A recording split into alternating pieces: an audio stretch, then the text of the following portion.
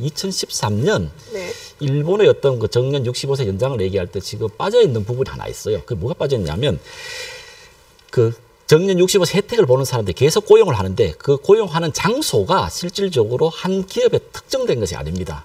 대기업이라고 가정한다면 대기업에서 자회사, 협력회사까지도 일을 하더라도 그 부분이 계속 고용으로서 인정해 준다는 거죠. 이 부분은 노동시장의 유연화를 2013년에 일본의 경우는 풀었다는 겁니다. 자, 그러면 우리나라의 경우에 지금 임금체계 개편도 제대로 일어나지 않는 상황. 그리고 네. 노동시장도 경직되어 있는 상황에서 이 전제 조건을 논의하지 않고서 정년 연장이 청년 문제와 결국 아무런 보완관계지 상충관계 이제 논의한다는 것은 아무 의미가 없습니다. 회사에서 저도 봤어요. 수많은 셀러리 뱀파이어가 존재하는 것도 사실이에요. 그거 부인할 수 없어요. 그런데 그분들에 대해서 서서히 기득권을 줄여가면서 근무 시간도 줄이고 임금도 줄이고 청년이 할 수 있는 일을 같이 할 수 없죠. 이거는 그 업무를 준다고 해도 같이 할 수 없을 네. 거예요. 이렇게 절충점을 찾아가는 방식으로 접근해야지 노인 인구가 절대 다수로 늘어날 텐데 이걸 도외시하고 논의도 하지 말자. 이렇게 되면 늦었다고 생각할 땐 이미 늦지 네, 다시 않았을까요? 한번 일본의 경우에서도 정년 65세가 실제로 실행되고 있지만 실질적으로 기술 개발 주기가 늦은 회사의 경우에 있어서는 입사 때 100명 정도가 입사를 하더라도 실질적으로 생산직 근로자는 95명, 65세까지 생산력이 재직을 떨어진다는 말씀이신가요?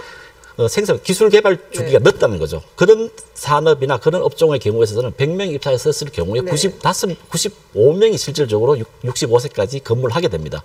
하지만 사무직과 기술 개발 주기가 빠른 업무에 종사하는 경우에 있어서는 토요타의 예를 들어드리면 100명이 입사를 했었을 경우에 20명만 실질적으로 은퇴를 하게 된다는 거죠. 자, 그럼 80명이 다 어디를 갔었겠냐는 겁니다.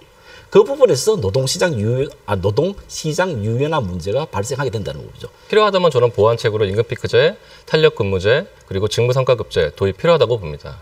다만 문제는 뭐냐 하면 노동계에서 걱정하는 부분이 있습니다. 노동권의 약화, 그리고 비정규직의 대량 양산, 플러스 알파로 저임금 노동시장의 확대 이런 것들을 우려하는 것이거든요. 그런 거에 대한 대안을 저희가 마련해야 한다고 생각을 하고요.